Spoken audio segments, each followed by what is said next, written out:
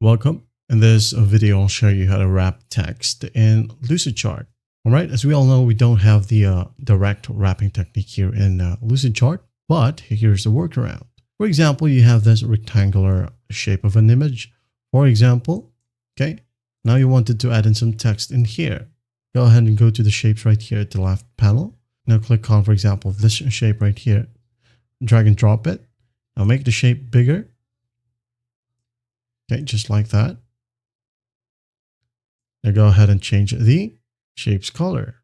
All right, so how do we do that? As you can see here, we have this fill color right here. Go ahead and change it to black. Now double click on it to start entering a text.